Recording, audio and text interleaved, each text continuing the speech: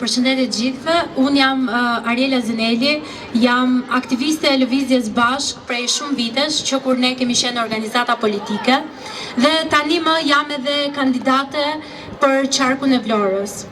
Në fakt, në gjithë këto vite aktivizëm, unë mbaj mend një fjali që na shton shumë herë, edhe në media apo edhe në terren, se ne jemi shumë radikal. Dhe fillova të mendoja për këtë fjali në një nga këto ditët e terrenit. Në 34 vite me radhë, kjo politik ka grabitur gjithë shka i ka dalë para. Nga portet, aeroportet, ujin, naftën, minierat, gjithë shka. Dhe e ka kthyer të përbashkën në një mall tregu. Ndërsa ata spekulojnë me tokat tona, ne po humbasim vendin ku jemi rritur dhe jemi lindur. Ndërsa ata privatizojnë shëndetin ton, ne vdesim në radhët e spitaleve të rënuara. Dhe jo, kjo nuk është çështje fati, kjo është çështje e pabarazive dhe padrejtësive të mëdha shoqërore. Bravo.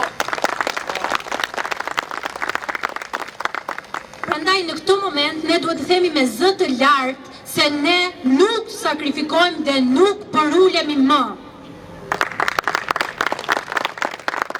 Vlora jon nuk është një lotari për spekulantët. Vlora është e njerëzve të thjeshtë të punës, është e pensionistëve, është e të rinjve, është e intelektualëve dhe të gjithë atyre që e kanë ndërtuar këtë vend me djers dhe me gjak. Unë do doja shumë që këtë takim ne të bënim një betim zemre me njëri tjetrin, që çdo përpjekje për të privatizuar tokën apo detin ton, ne të përgjigjemi me rezistencë. Çdo tentativë që ata përpiqen për të na mohuar të drejtat tona, ne të përgjigjemi me bashkimin ton dhe me aktivizmin ton të përditshëm. Sepse Vlora e vërtet në fakt nuk është kjo Vlora e këtij bulevardit apo e Lungomares, në fakt është Vlora e zemrës son. Është Vlora e këmbguljes son dhe e besimit ton se një ardhme më e mirë dhe më e drejtë është e mundur. Bravo. Dhe do rikthehem sërish tek ajo që ne na quajnë radikal. Ne na quajnë radikal sepse ne guxojmë të shkojmë në rrënjë problemit. Sepse ne nuk na mjaftojnë që të lyejmë fasadën, që të ndrejshim vitrinën apo të shtrojmë tapetin e kuq me propagandë.